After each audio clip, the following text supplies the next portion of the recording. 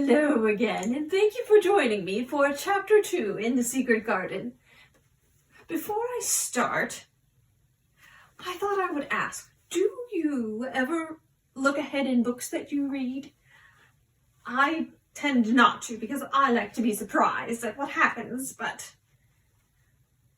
it's quite interesting though, isn't it, to look ahead to see what's going to happen. I'm afraid that sometimes I do that.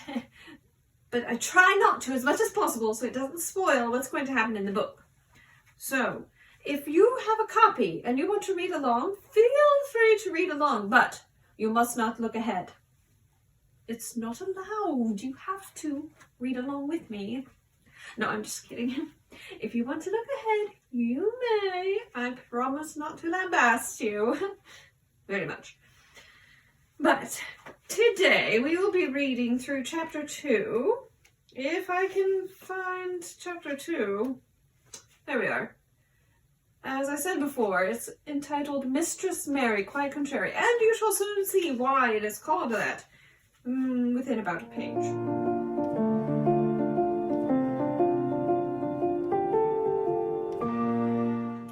On to Chapter 2. Mistress Mary, Quite Contrary. Oh, that sounds interesting. Mary had liked to look at her mother from a distance, and she had thought her very pretty. But as she knew very little of her, she could scarcely have been expected to love her or to miss her very much when she was gone. She did not miss her at all, in fact. And as she was a self-absorbed child, she gave her entire thought to herself, as she had always done. If she had been older, she would no doubt have been very anxious at being left alone in the world. But she was very young, and as she had always been taken care of, she supposed she always would be. What she thought was that she would like to know if she was going to nice people, who would be polite to her and give her her own way, as her ayah and the other native servants had done. She knew that she was not going to stay at the English clergyman's house where she was taken at first. She did not want to stay. The English clergyman was poor, and he had 5 children, nearly all the same age, and they wore shabby clothes and were always quarreling and snatching toys from one another. Mary hated their untidy bungalow, and was so disagreeable to them that after the first day or two, nobody would play with her. I wonder why. By the second day, they had given her a nickname which made her furious. Pardon my yawn. Reading seems to make me yawn. I don't know why, and I apologize. And I don't know why I keep bowing. It's just, I don't know. It was Basil. Yes. Spelled the same way as the herb basil, but it is pronounced Basil, and it is a boy's name. It was Basil who thought of it first. Basil was a little boy with impudent blue eyes and a turned-up nose, and Mary hated him. She was playing by herself under a tree, just as she had been playing the day the cholera broke out. She was making heaps of earth and paths for a garden, and Basil came and stood near to watch her. Presently, he got rather interested and suddenly made a suggestion. "Why don't you put a heap of stones there and pretend it's a rockery?" he said. "There in the middle." And he leaned over her to point. "Go away!" cried Mary. "I don't want it, boys. Go away!" For a moment, Basil looked angry, and then he began to tease. He was always teasing his sisters. He danced round and round her and made faces and sang and laughed. "Mistress Mary, quite contrary, how does your garden grow?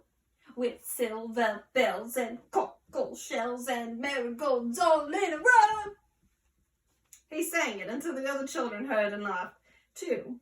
And the crosser Mary got, the more they sang, "Mistress Mary, quite contrary." And after that, as long as she stayed with him, they called her Mistress Mary, quite contrary, when they spoke of her to each other, and often when they spoke to her. "You are going to be sent home," Basil said to her, "at the end of the week, and we're glad of it." I'm glad of it too, answered Mary. Where is home? She doesn't know where home is, said Basil with 7-year-old scorn. It's England, of course. Our grandmama lives there, and our sister Mabel was sent to her last year. You are not going to go to your grandmama. You have none. You are going to your uncle, and his name is Mr. Archibald Craven. I don't know anything about him, snapped Mary. I know you don't, Basil answered. You don't know anything. Girls never do. I heard father and mother talking about him. He lives in a great big desolate old house in the country and no one goes near him. He's so cross he won't let them, and they wouldn't come if he would let them. He's a hunchback and he's horrid. I don't believe you, said Mary, and she turned her back and stuck fingers in her ears because she would not listen anymore. But she thought it over a great deal afterward. And when Mrs. Crawford told her that night that she was going to sail away to England in a few days and go to her uncle, Mr. Archibald Craven, who lived at Misselthwaite Manor, she looked so stony and stubbornly uninterested that they did not know what to think about her. They tried to be kind to her, but she only turned her face away when Mrs. Crawford attempted to kiss her and held herself stiffly when Mr. Crawford patted her shoulder. She is such a plain child, Mrs. Crawford said pityingly afterward. And her mother was such a pretty creature. She had a very pretty manner too, and Mary has the most unattractive ways I ever saw in a child. The children call her Mistress Mary, quite contrary, and though it's naughty of them, one can't help understanding it. Perhaps if her mother had carried a pretty face and a pretty manners oftener in the nursery, Mary might have learned some pretty ways too.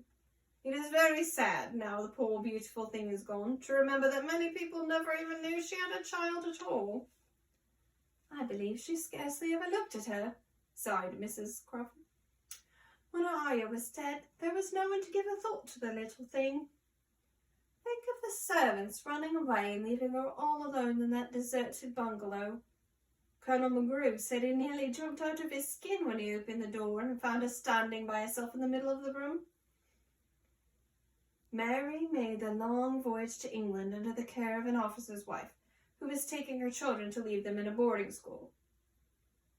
She was very much absorbed in her own little boy and girl, and was rather glad to hand the child over to the woman Mr. Archibald Craven sent to meet her in London. The woman was his housekeeper at Misselthwaite Manor, and her name was Mrs. Medlock.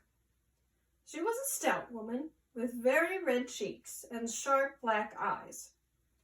She wore a very purple dress, a black silk mantle with jet fringe on it, and a black bonnet with purple velvet flowers which stuck up and trembled when she moved her head. Mary did not like her at all, but as she very seldom liked people, there was nothing remarkable in that. Besides which, it was very evident Mrs. Medlock did not think much of her. My word, she's a plain little piece of goods, she said. And we'd heard that her mother was a beauty. She hasn't much of a down, has she, Mum? Perhaps she will improve as she grows older, the officer's wife said good-naturedly. If she were not so sallow and had a nicer expression, her features are rather good. Children alter so much. She'll have to alter a great deal, answered Mrs. Medlock. And there's nothing likely to improve children at Misselthwaite, if you ask me. They thought Mary was not listening because she was standing a little apart from them at the window of the private hotel they had gone to. She was watching the passing buses and cabs and people, but she heard quite well and was made very curious about her uncle and the place he lived in. What sort of place was it? What would he be like? What was a hunchback? She had never seen one. Perhaps there were none in India. Since she had been living in other people's houses and had had no ayah, she had begun to feel lonely and to think queer thoughts which were new to her. She had begun to wonder why she had never seemed to belong to anyone, even when her father and mother had been alive. Other children seemed to belong to their fathers and mothers, but she had never seemed to really be anyone's little girl. She had had servants and food and clothes, but no one had taken any notice of her. She did not know that this was because she was a disagreeable child. But then, of course, she did not know she was disagreeable. She often thought that other people were, but she did not know that she was so herself. She thought Mrs. Medlock the most disagreeable person she had ever seen, with her common, highly colored face and her common fine bonnet. When the next day they set out on their journey to Yorkshire, she walked through the station of the railway carriage with her head up and trying to keep as far away from her as she could, because she did not want to seem to belong to her. It would have made her very angry to think people imagined she was her little girl. But Mrs. Medlock was not in the least disturbed by her and her thoughts. She was the kind of woman who would stand no nonsense from young ones. At least that is what she would have said if she had been asked. She had not wanted to go to London just when her sister Maria's daughter was going to be married.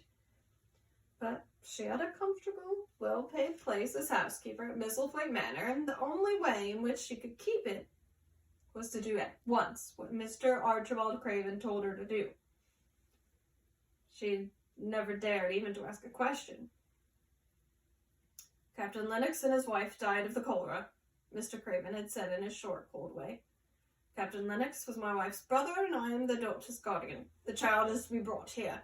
You must go to London and bring her yourself. So she packed her small trunk and made the journey. Mary sat in her corner of the railway carriage and looked plain and fretful. She had nothing to read or look at. She had folded her thin, little black gloved hands in her lap. Her black dress made her look yellower than ever, and her limp, light hair straggled from under her black crepe hat. A more marred-looking young one I never saw in my life, Mrs. Medlock thought. A note here in the book is that marred is a Yorkshire word that means spoiled and pettish. Interesting. She had never seen a child who sat so still without doing anything, and at last she got tired of watching her and began to talk in a brisk, hard voice. I suppose I may as well tell you something about where you are going to, she said. Do you know anything about your uncle? No, said Mary. Never heard your father and mother talk about him? No, said Mary, frowning. She frowned because she remembered that her father and mother had never talked to her about anything in particular. Certainly they had never told her things. Muttered Mrs. Medlock, staring at her queer, unresponsive little face. She did not say any more for a few moments, and then she began again. I suppose you might as well be told something to prepare you. You are going to a queer place. Mary said nothing at all, and Mrs. Medlock looked rather discomfited by her apparent indifference, but after taking a breath, she went on. Not but that it's a grand big place in a gloomy way, and Mr. Craven's proud of it in his way, and that's gloomy enough too. The house is 600 years old, and it's on the edge of a moor, and there's near 100 rooms in it, though most of them shut up and locked. And there's pictures and fine old furniture and things that's been there for ages, and there's a big park around it and gardens and trees with branches trailing to the ground, some of them. She paused and took another breath. But there's nothing else, she ended suddenly. Mary had begun to listen in spite of herself. It all sounded so unlike India, and anything new rather attracted her. But she did not intend to look as But she did not intend to look as if she were interested. That was one of her unhappy, disagreeable ways. So she sat still. Well, said Mrs. Medlock. What do you think of it? Nothing, she answered. I know nothing about such places. That made Mrs. Medlock laugh, a short sort of laugh. Ha! She said. But you are like it. Well, excuse me. But you are like an old woman. Don't you care? Doesn't matter, said Mary, whether I care or not. You're right enough there, said Mrs. Medlock. It doesn't. What you ought to be kept at Misselthwaite Manor for, I don't know, unless because it's the easiest way. He's not going to trouble himself about you, that's sure and certain. He never troubles himself about no one. She stopped herself as if she had just remembered something in time. He's got a crooked back, she said. That set him wrong. He was a sour young man and got no good of all his money and big place till he was married. Mary's eyes turned toward her in spite of her intention not to seem to care. She had never thought of the hunchback's being married, and she was a trifle surprised. Mrs. Medlock saw this, and as she was a talkative woman, she continued with more interest. This was one way of passing some of the time, at any rate. She was a sweet, pretty thing, and he'd have walked the world over to get her a blade of grass she wanted. Nobody thought she'd marry him, but she did, and people said she married him for his money. But she didn't. She didn't. Positively. When she died, Mary gave an involuntary jump. Oh, did she die? She exclaimed, quite without meaning to.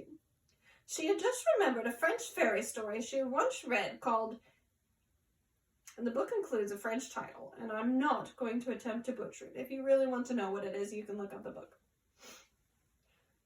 It had been about a poor hunchback and a beautiful princess, and it had made her suddenly sorry for Mr. Archibald Craven. Yes, she died, Mrs. Medlock answered. It had made him queerer than ever. He cares about nobody. He won't see people. Most of the time he goes away, and when he is at Misselthwaite, he shuts himself up in the west wing and won't let anyone but Pitcher see him. Pitcher's an old fellow, but he took care of him when he was a child, and he knows his ways. It sounded like something in a book, and it did not make Mary feel cheerful.